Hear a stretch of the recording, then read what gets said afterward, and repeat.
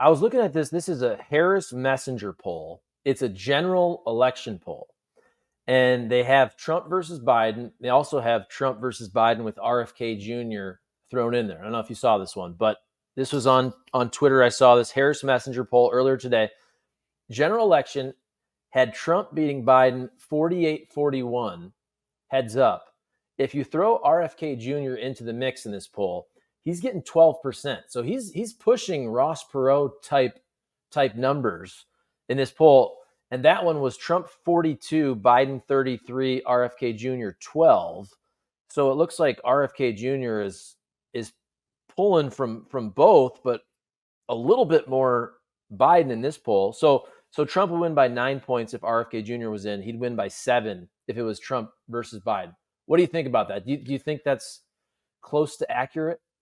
I think it is for now. I would say if the election were held today, that's probably about how it would turn out, or next week. But of course, we have 9 months to go. Look, I'll start with the RFK piece because I think that's very interesting. Those are pretty high numbers. I mean, I think as you mentioned, Perot got I think 19% in 1992, a little bit less than that in 96. He didn't do quite as well when he ran again. So we have not seen a third party candidate anywhere near that in since then in 30 years.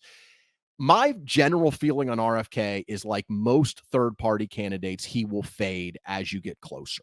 And as people start to make, because so many people have such a strong distaste for either Trump or Biden that I just find it hard to believe that at the end of the day, they won't just hold their nose and vote for the other one in order to deny the one they really dislike from getting the presidency. But this is such a crazy time in politics, and everything is so upside down that I'm beginning to doubt that assumption. My assumption was he'd fall back to around 5%, but maybe not. Maybe he stays in the 10 to 15% range.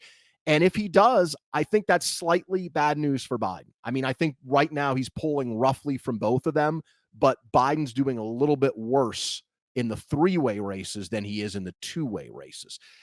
The thing, too, you have to remember about RFK is Donald Trump's not talking about RFK Jr. right now. Joe Biden's not talking about RFK Jr. Their supporters are not talking about him. That will change. If he stays in that 10 to 20% range, you will see when these primaries conclude, both Trump and Biden and their backers going after him because he's pulling votes from both of them. And that will be interesting how he responds to that. Also, the media is going to go after him in a way that they have only kind of started to.